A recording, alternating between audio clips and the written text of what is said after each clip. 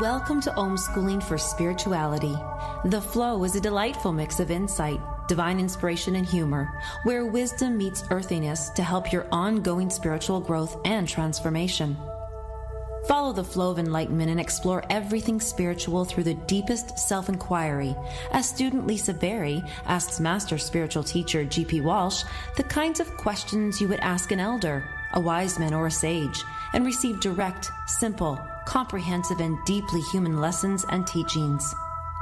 From transcending the experience of separation, releasing old conditioned patterns and wounds, and alleviating suffering, to demystifying esoteric practices and revealing one's true purpose and innate freedom. Welcome to the flow of enlightenment. Transformation is all there is.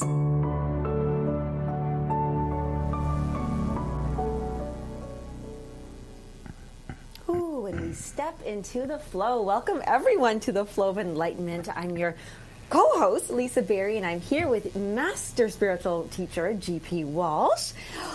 And GP, how are you? You're always feeling great, but how do you feel about helping people to settle unsettling thoughts? Because we all have them.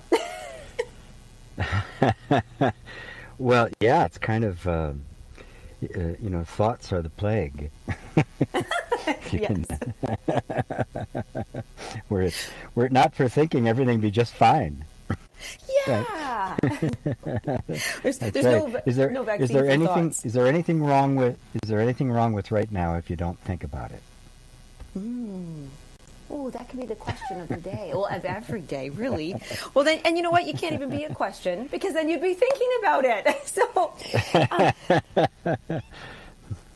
well, this is really where this kind of topic came up for me today to bring to you, is that a lot of people right now, when I think about, or people come to me with anything, they're unsettled, they're dissatisfied, they either want to change the past, or they can't get their head wrapped around what the heck is going on. And I guess that defines where the origin of all problems.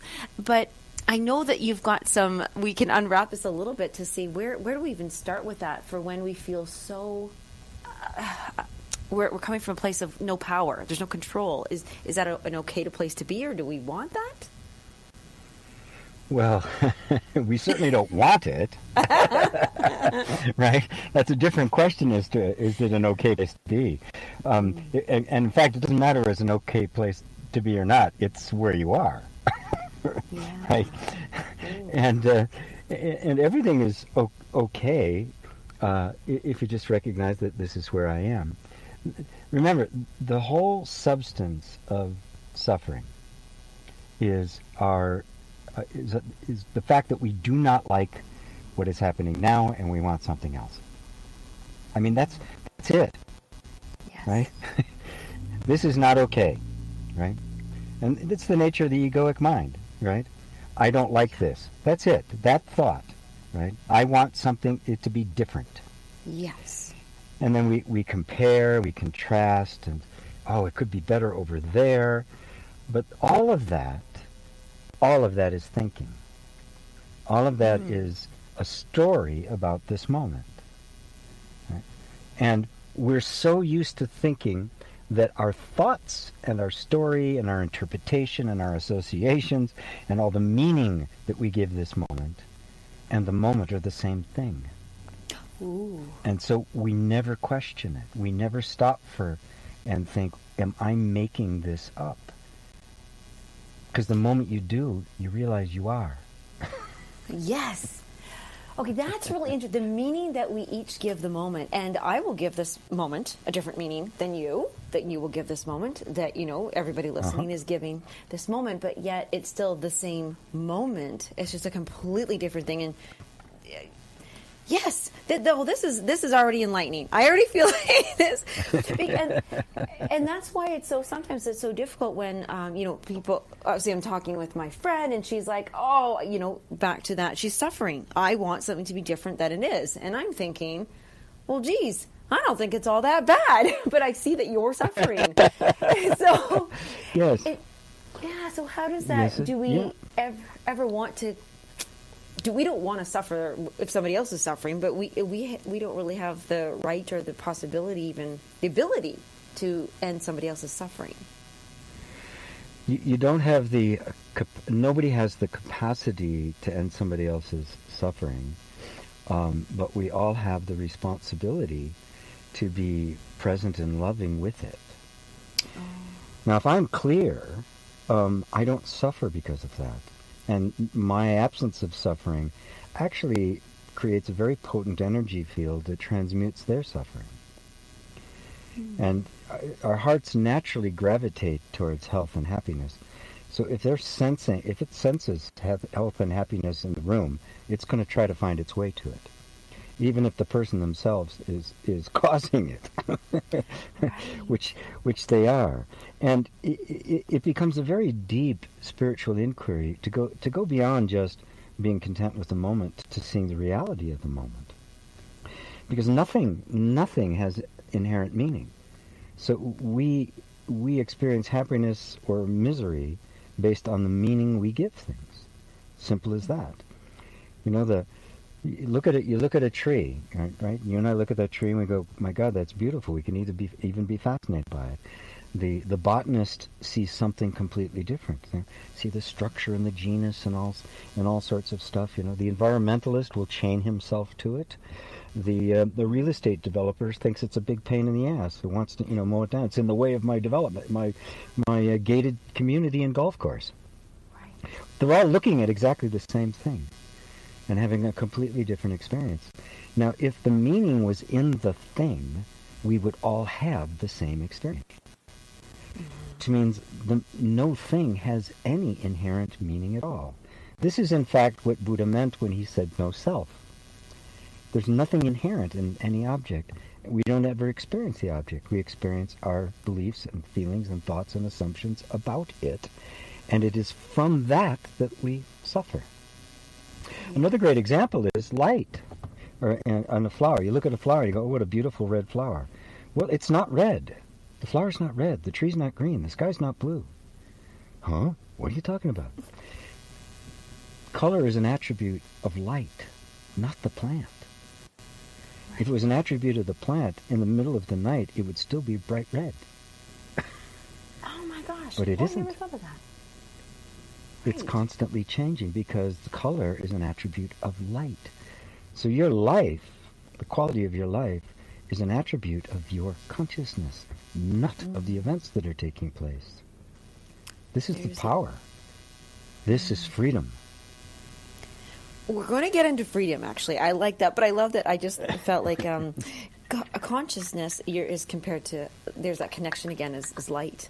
We are the light. Mm-hmm. And by the way, I have to tell you, when you first started saying about the botanist, the real estate, and the environmentalist, I thought it's like a joke with a rabbi priest and what are rabbi priests and another comment. That's I was waiting for a joke. A botanist and a Greenpeace member walked into a bar. Yeah. What do they have in common? A tree. Oh, what? And that is really literally about what they do have in common. It was the tree or the consciousness. That's what we all have in common. We all have consciousness, or our consciousness. We all have consciousness. That is the thread that runs through everything. And the content of consciousness is different in every body mind, right? But the consciousness is the same. The consciousness is the universal field. I'd like to take this to this question because I was thinking about this earlier, thinking the suffering. People usually are thinking, gosh, I wish it didn't end this way. I wish it didn't happen. I wish I didn't say that, or why did this have to happen? And then when we were just chatting, and I thought, well, if we just looked at it differently and then switched our thoughts, our feeling about that moment, does that remove a responsibility? What is the word? Does that remove accountability from us? Like, is it not good that maybe we have a little bit of, not guilt or something, but does guilt ever serve us? Does I wish it would be different ever serve us so that we don't do that thing again in the future? Guilt does not, no. Shame does not, but remorse does. Ooh. There's a way, I did something, I got punished, I feel guilty about it. There's an emotional heaviness to that. Right? Yes. But remorse comes out of a deep seeing. I mean, in fact, to me, the only way to truly get to being wise is remorse, right? Oh, wow. because now you actually see. When I do something and somebody says that's a bad thing, you shouldn't have done that, and I bear the consequences, I feel guilty about it.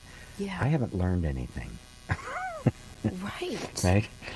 But when I actually really see, the blinders come down, the selfishness comes down, the egoism comes down, and I actually see the consequences of my own action and the suffering I've inflicted on somebody else that I cannot undo, I am now in a completely different state of mind.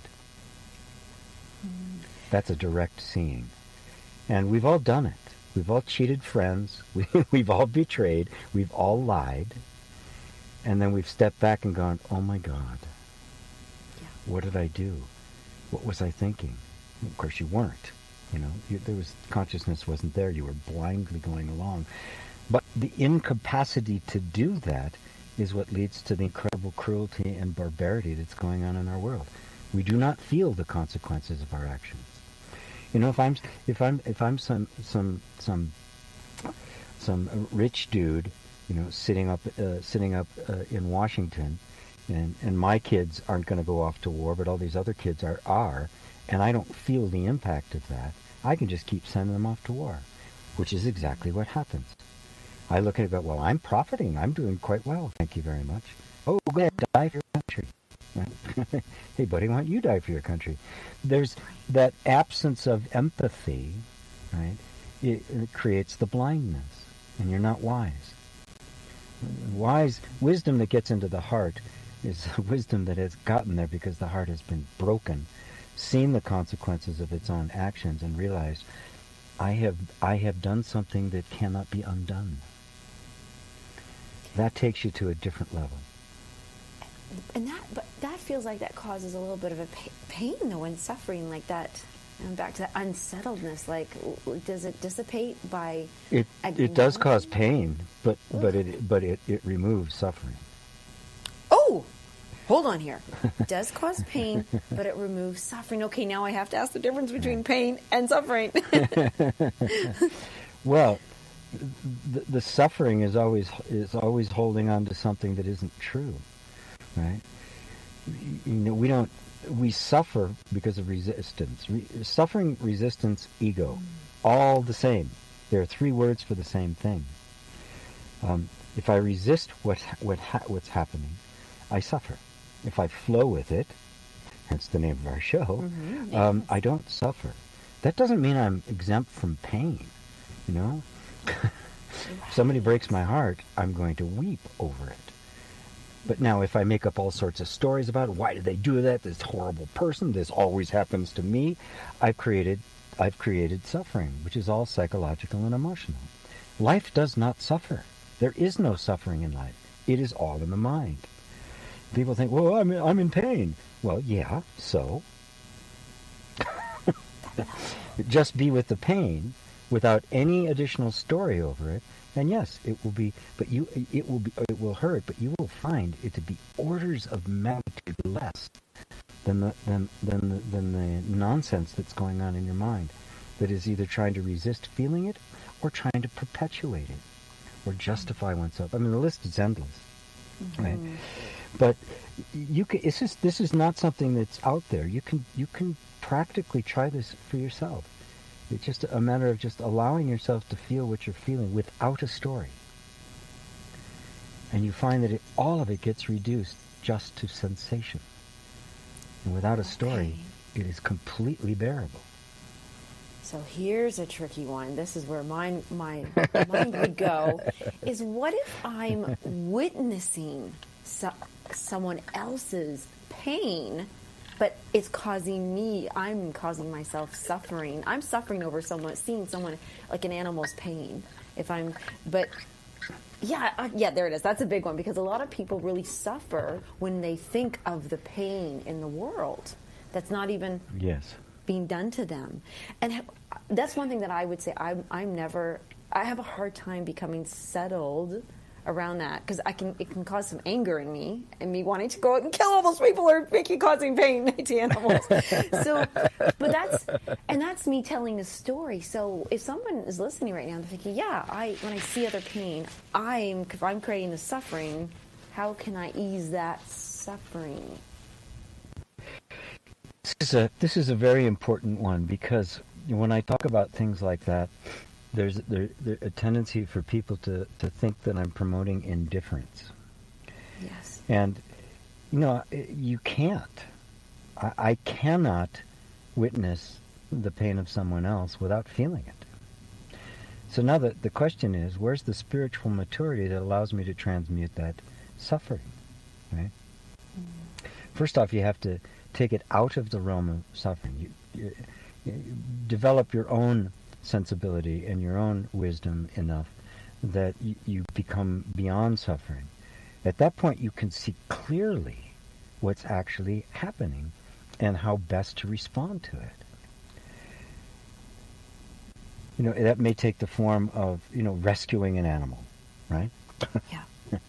Yes. It may take the form of becoming some kind of an activist against animal agriculture. I mean, that's one of the reasons I don't eat meat. Right? Mm-hmm. It's too cruel, and I will not participate in it. And I will make that clear to anybody who asks. There's not going to be a vegan jihad, right? So I'm not going to be out in the streets about it. But I make the point very clear. I make it on the platform that I have as to the various reasons why I think it's time for us to outgrow that. And then I do everything I can to minimize it. But if I take it on in myself, right? Like you said, I get really angry. Well, the anger comes. Anger is a very natural human reaction. It's a human response, and what it's a response to is you're defending yourself, and underneath that anger is a sense of powerlessness. Mm-hmm. So deal with the powerlessness, and you won't be angry. You'll feel powerful, and you'll feel resourceful, and you'll feel like you can do something. And we should. Yes. If anyone is suffering, I'm very outspoken about my government. Actually, you know what? Corrupt On that, from top to bottom. Corruption. Actually, that's a good one. When we come back, because I know we have to sneak away to commercial here, it's absolutely about transmuting suffering. But you know what? They call it human suffering here, clearly for a reason. I'm starting to get all this, and I hope all the listeners are too. But join us again after the commercial break. We're here in the flow of enlightenment with G.P. Walsh, and we are going to continue this. Oof, this is a deep one. Time just flew on me there. Yeah, I lost track.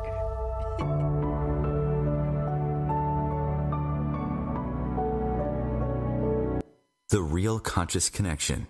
OMTimes Radio. IOM FM. OMTimes Magazine is one of the leading online content providers of positivity, wellness, and personal empowerment. A philanthropic organization. Their net proceeds are funneled to support worldwide charity initiatives via Humanity Healing International. Through their commitment to creating community and providing conscious content, they aspire to uplift humanity on a global scale. OMTimes, co-creating a more conscious lifestyle. My name is Victor Furman. Some call me the Voice. I've always been fascinated with human nature, spirituality, science, and the crossroads at which they meet. Join me Wednesdays at 8 p.m. Eastern on OMTimes Radio, and we'll explore these topics and so much more on Destination Unlimited. I'm Fidel Nshambo. I was born in a city called Bukavu in the Congo. We were a loving family, and then, boom, everything that I had disappeared in a single day. People think that when you are a refugee and they resettle you to America and all your problems are done. They don't understand that that's the beginning of everything. I was not born a refugee. I was made one. It's time we welcome refugee families with open arms. Learn more at embracerefugees.org, brought to you by the Ad Council. Of course I could, but not now. All right, we are back and just diving. Well, it sounds horrible to say this, but we're diving into human suffering. Not really like that. It's about transmuting suffering, and it's as I have another year under my belt, I think, well, I feel like I'm closer. I feel like I'm getting there. But GP, you've really shed a lot of light. I like this enlightenment thing on why things happen. Because it's a little easier to just, not just let it go. But if somebody out there is suffering and you're wondering, I'm unsettled, I'm dissatisfied, we're inviting you to call in and ask GP these questions like, what do I do? How do I get through this? And the number to call right now is 202-570-7057. It's the OMTimes radio station in case you missed me there and you need to Google it or look it up or anything. And you can also always write us. We're going to, GP, we mentioned you're going to set up a beautiful email address that they can do that as well, but we don't have that for you just yet. Yes. Maybe by the end of the show, we've got another break. Maybe I'll get it done. Oh, yes. You're that quick. Well, this is good. And so, as we're saying then about transmuting the suffering or corruption, that's a big one. A lot of people right now their minds are going crazy because you said the word. They're feeling powerless. And that is a big one that you mentioned there. And can we just talk about that? Where does our power even come from in the first place? What could we even do where we would feel like we have gained any kind of power? Is that possible? Well, boy, power is such a big word, and it has so many. It's like the tree; it has so many different meanings. People think of, in our world, power is influence and money, which are almost equivalent, right? Yeah. Political power, economic power, really the power of the oppressor, right? That I can lord it over to you. Military power, we refer to that as. And power is simply capability, the ability to get things done. And when you're talking about economic or political or military power, it's the capacity to impose your will on someone else against theirs. That is not spiritual power. It has nothing to do with it. If you look at the sages, in Christianity, Christ is a great example. There's no more powerful human being that's walked the planet, right? But he had no political power, no influence whatsoever, which gives us some insight into how corrupt the Christian church has become, because it's all political influence now. Nothing to do with Christ, because he did none of that. Right, yeah. And yet his power and his influence, it's lasted over 2,000 years. That's pretty powerful. Right? Yes. So where did that come from? It came from someplace completely different. It wasn't the power over somebody else. It was the power over one's own mind.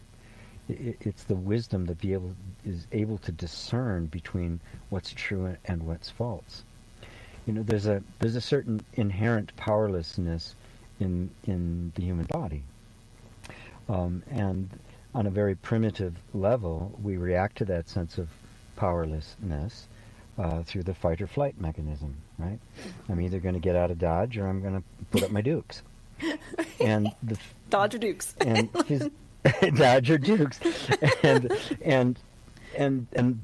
literally the physiological experience of fear is simply the body preparing to run. That's what fear is. Yeah. Right? All of the energy that intense feeling that comes is all available energy is being pulled out of all of the higher functions. You don't need creative thinking when you're being chased by a bear. You only need to run faster, right? And so that's what the body does. Now, if you look at every single animal on the planet, 95% of the time that's their strategy. I'm going to run, right? But if you can't, the body switches modes. And that mode is what we call anger. That's simply the body preparing to fight, right? It goes a bit crazy. You see red. It's the same. All the energy is going into the muscles, but the entire disposition changes. At this point, it becomes, as far as the physiological aspect of it is concerned, it's killed. It feels that way. And so that's how we normally respond to powerlessness. Psychological powerlessness is different. That's when I don't think I have any kind of power, because of the way I've been trained or conditioned or anything like that. And that state where where you're powerless and you cannot do anything about it, you cannot run and you cannot fight, that's trauma. And that's what happens to children all the time, especially when their parents are inflicting it. They can't run and they can't fight. Boom, trauma. That's the traumatization. Yes. That's the freeze mechanism. The whole thing just shuts down. That energy is stuck off somewhere until it pops up later, 40 years later, when you find you're in a life you don't want. Because that's how these energies work. So where's the power? Well, the power is in understanding. Simple as that. When you understand the mechanism, you become its master. If you don't, you are its servant. You're either conscious or you're not. It's actually quite simple and quite binary. But we don't understand that. We're so used to thinking that our conditioning and our reactions are our actual nature that we don't question them. And as a result, we end up with this profound ignorance of our own bodies, our own minds, our own lives, how everything works. We end up, it's quite a dream. It's just how we've been conditioned. I'm like just blown away right now because I'm feeling when you said about the trauma, and that's the freeze, shut down, and stuck energy. I do want to ask you this, but I'll make the statement first. But I was thinking about stuck energy, and when the opposite of stuck energy would be the flow, and I was thinking, so as a personal question, do you believe that trauma literally can be a stuck ball of energy in somebody's body that can cause physical, and can we pain and disease, and can we release it for real, decades later? Absolutely yes to both. Okay. Yeah, I mean absolutely yes to both, because it is anything, right? Be it emotional, physical, psychological, any kind of trauma is stuck energy, right? The natural flow of your being wants to head in a certain direction, and it can't. Right, and it needs to. I mean, can you see the power of that inner conflict? So you've got this force, like a river, trying to push somewhere.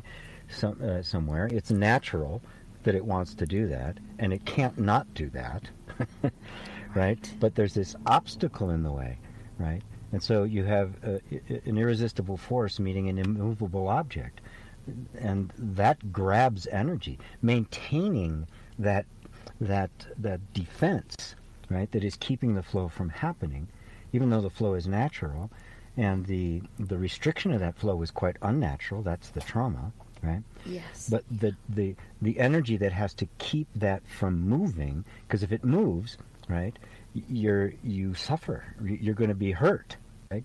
Yeah. Literally, it can feel like a matter of life and death.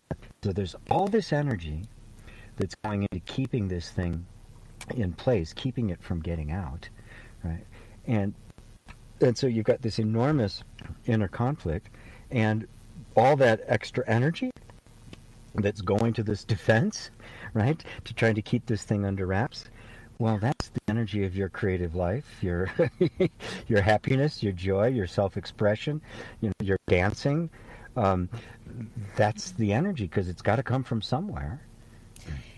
This leads to a really valuable, hopefully valuable question to answer. Is some people in different spiritual realms will say, always let me put a shield of white light around you to protect and keep out this thing. And I remember learning years ago, probably 10 years, 15 years ago, that somebody said, well, no, don't do that. Do you know how much energy it takes to hold up that fence? To keep holding that out? Let it go through you. Just let it go through you. Is that something more helpful for people to imagine? Yes. I mean, every shield, be it the pure crystalline white light, or a stupid border wall, it not only keeps things out, it keeps you in.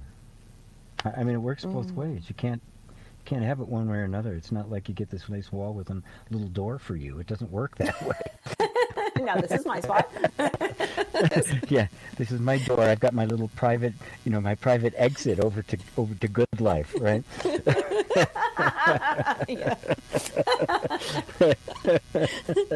So secret tunnel, and I just kind of pop up over where all the goodies are. It doesn't. Yeah, it doesn't work that. It doesn't work that way. It's you need to become transparent, right? You take off all of the Velcro, and it won't stick to you anymore. Right. Oh, okay. That's if it has no place to stick. Right. Yeah. I have to tell you this, Velcro. This is just too much now. I can't believe you said Velcro.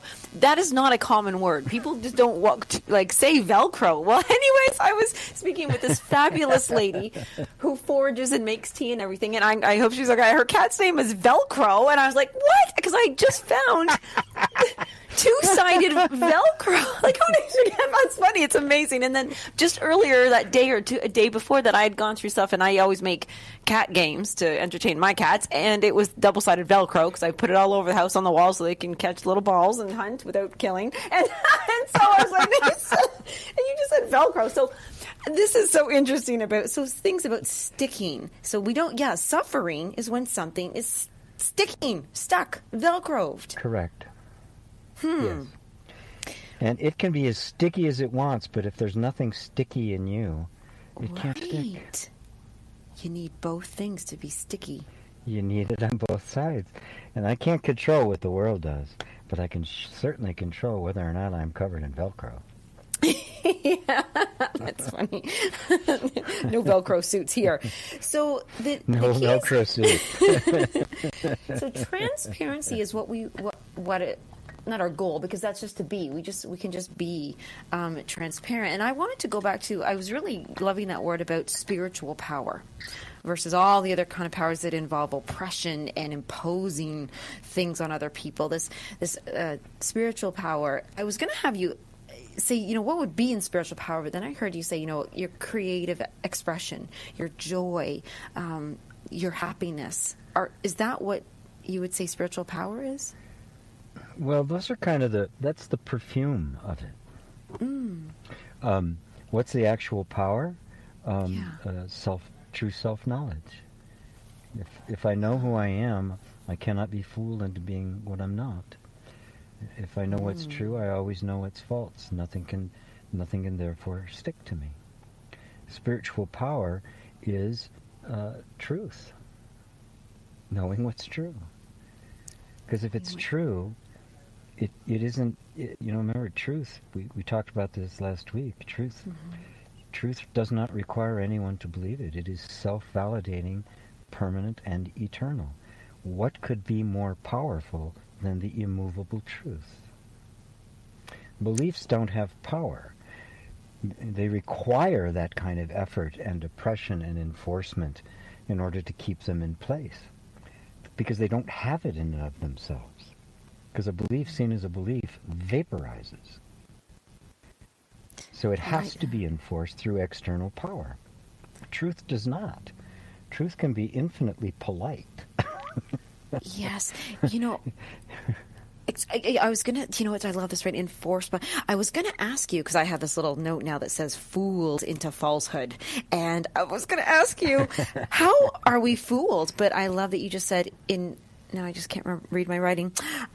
Externally, enforced externally. Is that how we are fooled? And we do have Brian as a caller back, but I wanted to ask this question. Yeah, is it externally enforced? Is that how we are fooled?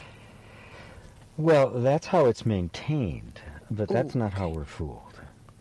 Okay. We are fooled through our own ignorance and our lack of scrutiny. Right? Now, we're not. This happens to all of us, okay? Yes. Right? Yes. Because all of us are conditioned. All of us, before you can even talk, the tribe is already instilled in you the beliefs that are going to be with you, maybe for your whole lifetime. Matter of fact, they will be there for your whole lifetime unless they're scrutinized. Now, the only way for them to be scrutinized is some kind of little light has to go off inside that says maybe this isn't true. And the thing that makes that light go off is simply grace and inspiration, or suffering, which brings us back to the original thing, because if I'm suffering, I'm looking for a way out. Yes. But of course, I'm in my ignorance, so I don't know really what the way out is, because I don't know how I got in here in the first place. I don't know what this is. I don't know what's going on. But if that inkling is there, something inside is saying something's off. Well, that voice is truth, and you can't silence it, and you can only cover it up so long. It will eventually take over, but it is only our own ignorance that keeps us in place. It keeps any of this in place. It feeds on that ignorance. That's why billions of dollars are invested in propaganda, because they're just trying to keep this belief alive. Yes. Right. Okay. Enormous amount of energy and time keeping a false belief alive. But you have to believe it. If you don't believe it, its power is gone. Doesn't matter how much political or economic power it has. Right? When it's seen to be false, it becomes impotent. Yes, and you know what's funny? I love that you said that word, actually, because I'm often reminded of the saying, "Take the wind out of the sails," and the wind is this belief. And on this, I'm going to say thank you to our sponsors, and it goes in perfectly here just before commercial, because we were talking about ignorance and lack of scrutiny, and so I'd like to just talk about self-mastery. And we here are, both GP and myself are, this beautiful show, The Flow of Enlightenment, is sponsored by iAwesome, and iAwesome is offering a space for people to connect with metaphysical concepts in an educational system supported by a social and community-based environment, with encouragement, empowerment, integrity, and love being the foundation of their online setting. They invite you to become a student today for free for a trial date up until the launch date, which is Thursday, October 29th. So you want to scooch on over to iAusm.com, and get signed up there. But you know what, GP, we'll go to commercial, but then when we come back, we do have a caller on the line, and I know it's going to be a fabulous question to help end suffering. We'll be back. Fantastic. I'll hang around. All right.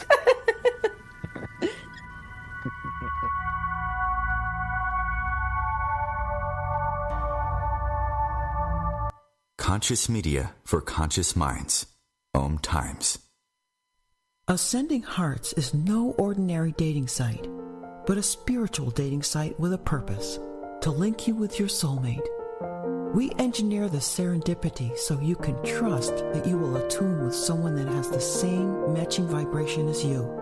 Ascending Hearts, the conscious dating site for the spiritually aware. Try Ascending Hearts for free. AscendingHearts.com. Hello, I'm Sandy Sedgbeer, host of OMTimes magazine's flagship radio show, What is Going On? My passion is sifting through information, research, and innovations from new thought teachers, speakers, and researchers, pushing back the boundaries of what we know about life, energy, metaphysics, and the universe. I love shifting perceptions about who we are, why we're here, and how quickly impossible becomes normal when we open our minds, expand our awareness, and accept that the only limits that exist are those we place upon ourselves. So if you're the kind of forward-thinking, eager investigator of what lies beyond the current reality that most perceive, why not make a date to come play with me in the field of possibilities at 4 p.m. Pacific Time, 7 p.m. Eastern Time every Thursday, and together we can discover what's really going on. These are the sounds of a dinner that almost didn't happen. A dinner now served, thanks to people like you. Due to COVID-19, 17 million more Americans may face hunger. Feeding America is helping our neighbors in need. And if you're able, you can too. Donations are being accepted at feedingamerica.org/coronavirus. Brought to you by the Ad Council and Feeding America, 200 food banks strong. Question. Whoops. We're just chatting away during the commercials. I love it. Welcome back, everyone, to the Flow of Enlightenment. Oh, GP, I love the humor. The humor keeps it fun and flowing. And okay, here's the giant question before anything. Humor, they say, and laughter is the best medicine. Why? Oh, because humor just takes you out of the mind and right into the body. It's like music, and it has no loyalties. It's totally irreverent, and it will set its crosshairs on anything.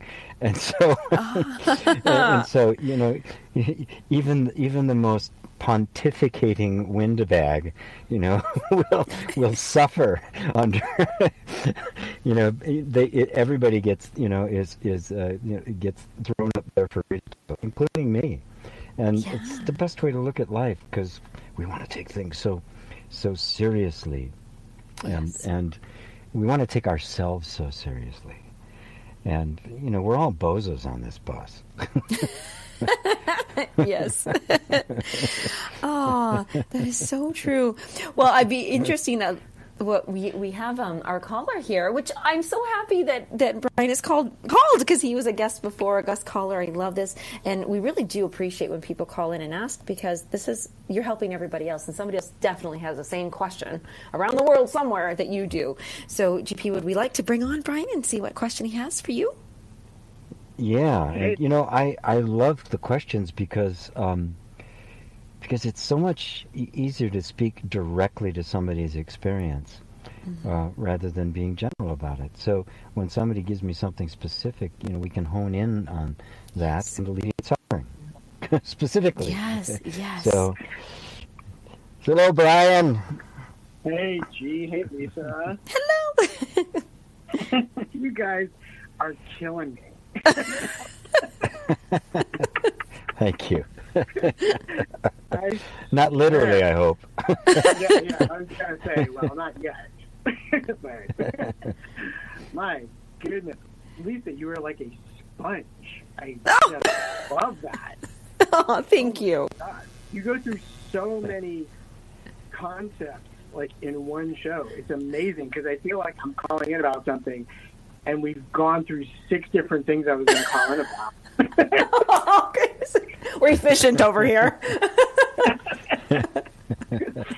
But so I have an observation from Sunday. I was driving home from work, and that's when I called in to Satsang, or not called in, but pulled up whatever on the YouTube. And there was something, as soon as I got home, I mean, of course, it's always great listening to that. And there was something almost right at the beginning that we got on, and it kind of reset me to the point where, because I wasn't miserable, I was kind of, okay. And then you said something that I thought I should reset into like a total happy mode, and it totally struck me that I'm like, wow, this voice kind of said, wow, you're afraid to be happy. Oh.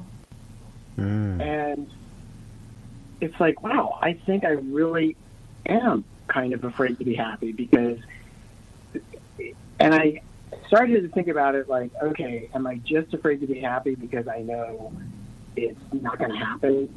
Like at some point, because everything's a cycle, you can be really happy about something, but at some point it's going to start kind of going away, and then something else will happen, and you might be in suffering, but I can trying to bring myself out of suffering, because after so many years of listening to you, I feel like, okay, I can at least get into that point of, if I didn't think this was really wrong, or if something was really going on, would I be suffering, or would it upset me right now?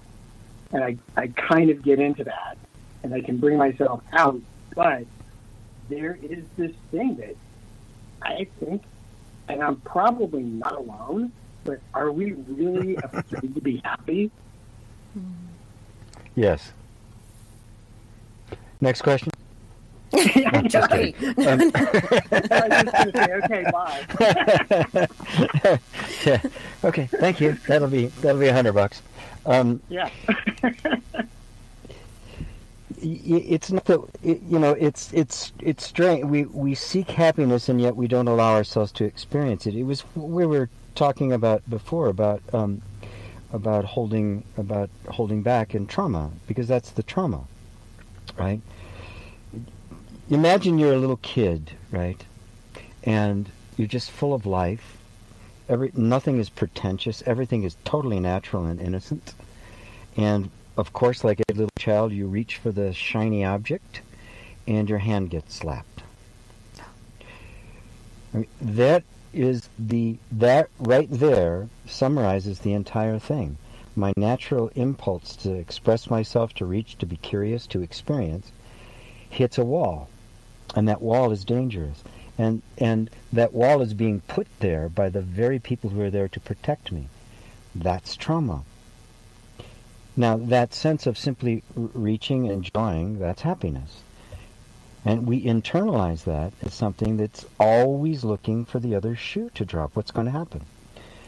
Now, I can speak to this very directly because that was my life, my young life. I mean, it was always looking for that other shoe to drop, because it would. It wasn't imaginary. It was only a matter of time. Right? And that internalized into my nervous system. Well, probably into my 40s before it really all became clear. And so what happens in that instance is everything is muted, right? The defense mechanism is on high alert, and so this feeling gets there that if I am happy, my guard will be down and I'm going to really get hurt. So I can't let myself go there, right? So that means that I'm always alert for the danger, even if there isn't any, which means I'm never allowed to feel safe. Because if I am safe, it may not last. So I am always on alert, as if I'm hearing the lion growl, a couple, 10 feet away from me. I have to stay on alert. This is a psychological and an emotional condition, right? And the fact that you're seeing it operating is the doorway out of it. It is an emotional and psychological conditioning that will not allow the feeling of happiness to be there, because it assumes that will bring down the defenses, and now you're really going to be vulnerable. Yeah. Now the truth is, and this is how you begin to work through it, is that you invite the nervous system. You see, look, imagine your nervous system is actually like a deer. Just the other day, there was this 4 deer out back of where I live, sipping on the water, right, and watching them. They have huge ears, right? They're walking around, they're eating, and their ears, they can hear everything. And I moved a little bit, heads went up, ears crooked around. They sat there and looked. I didn't move, and so eventually, they relaxed. They went back to drinking the water. Now, your nervous system has that capacity. There is a part of you that is. It's what it's built to do. It doesn't take any extra energy. It is constantly scanning the environment for danger, primarily danger, and secondarily opportunity, right? First, am I safe? Then second, I want to eat and mate.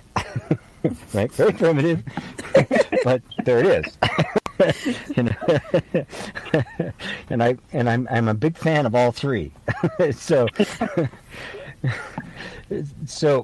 But what happens is that mechanism gets blown out of proportion. It's just the nature of human beings and the way consciousness works and how it develops.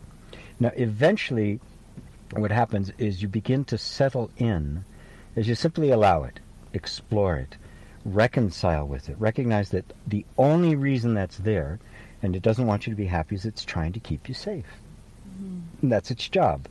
And it's going to do that. And it's a good idea. We kind of want to, right? Mm-hmm. But we want it to do it with the minimum amount of impact. And so as you begin to just kind of sink into it and recognize it for what it is, stop fighting it, you can literally invite the nervous system to say, hey, why don't you just do this when there's actually danger present? And I know you sense it. If it's there, you'll find it. And so what we begin to do is begin to remove from that the imaginary, the psychologically imposed idea that danger is ever present, And then the system begins to drop out of that heightened sense of danger, the assumption that danger is always there, and sinks into its natural, powerful capability to when it is there, it responds. When it isn't, it just completely relaxes. Nice. Brian, I was going to say, here's hopefully a helpful statement, is that I invite my nervous system to separate from the imagination and to sink into its natural, capable powers. There we go. Wow. Yes. And you can literally do that. As you are conscious of this, and you're conscious that this is what's happening, right? So now you're not making an enemy of the nervous system or fighting it, which is a waste of time anyway. Instead, you can, from this conscious position of this enlightened witness, you can literally invite it to come out and look. Is there danger? If there is, do whatever you need to do. Absolutely. But if there isn't, just go back to scanning the horizon and let me be happy. And it'll do it. Really brilliant. As usual. I mean, I'm not going to lie. You have brilliant stuff come out of that mouth of yours, mister. I got to tell you. I love that. And Brian, perhaps now the observation will be, it will switch from, or reprogram from, I'm afraid to be happy to, it's safe for me to be happy, or I'm powerful enough to choose to be happy. Yes. Very nice. Yeah. Well, that's exactly, it's exactly the case. And you can see it, consciously you can realize that that's true, and then it's simply a matter of allowing your nervous system to validate that. Is it really true? Because just thinking it isn't enough. The nervous system has to look around and go, yep, you're right. Good, I can relax. Mm-hmm. And when it does that, you'll just feel it. Yeah, that's really, it's really, I have to thank you because, gosh, I mean, I've been listening to you for like 10 years now, probably. And even though sometimes I feel spiritually handicapped, I have to say that there are so many moments where I will catch myself having a different perspective than what I would have had a year ago or 5 years ago or whatever. And that was kind of, I think one of them was just wow, there's like a happiness thing going on here. Why, the fact of even noticing it rather than just going with it, and then kind of starting to look at all the beliefs. And because, I mean, there are beliefs about being happy and beliefs about, it's like that whole thing. It's like one or two bad things happen, and someone will say, well, bad news travels in threes. And, so if you're sitting there waiting for the third thank you very much, yes. It's like, yeah, that power boost. Wow. Well, I want to say thank you for yourself for celebrating that growth and that evolution. Well, here we go. Thank you for celebrating your transformation. You're consciously aware of that. And as GP and I like to say, I know we only have 1 minute left, but I wanted to just say that really nicely there for you to know that you are recognizing, you're witnessing and being a part of your transformation. And it never ends. So that 10 years, we hope you're listening to us in another 10 years. Yeah, I hope we're all around. But truly, I owe so much to G for the past 10 years. I mean, I have just, man, that guy is just a marvel. You're a marvel, G. A marvel. GP, changing lives. Well, and on that, GP, if I could get you to invite everybody in this last minute to your sat songs, can you share with people where they can tune in and listen in with Brian? Oh yeah, that's right. That's right. And the satsang, it's free. It's open to everyone. It's on YouTube every Sunday at what time is it at? I think you're 2 o'clock. It's at 2. Yeah. Yes, it's 2 o'clock Eastern time, which would be 7 p.m. UTC. 3 o'clock. Oh, thank Okay, thank you. 3 o'clock. That's right. I do it at noon. Thanks. Sure glad we didn't kick Brian off. Just go to YouTube/GP Walsh, and I broadcast it on my channel every Sunday. I've been doing them for years now, and it's satsang. It's just like this. It's just people asking questions and me answering. And I don't have people calling in. That's why I love this show, and I don't have Lisa to slow me down when I go too fast, or go off about something where everybody's sleeping. She reminds me. So it's nice having the coach. Well, we do invite you to call in every Tuesday at 1 p.m. Eastern here on OMTimes Radio for the Flow of Enlightenment with GP Walsh and myself, Lisa Berry. And you can either, figure out the email later, but call in, message us, find us Facebook, go to YouTube on Sunday to hear GP Walsh. And thank you so much, GP. This has been so incredible again. Thank you, Lisa. Goodbye, everyone. Choose happiness. Bye, everyone.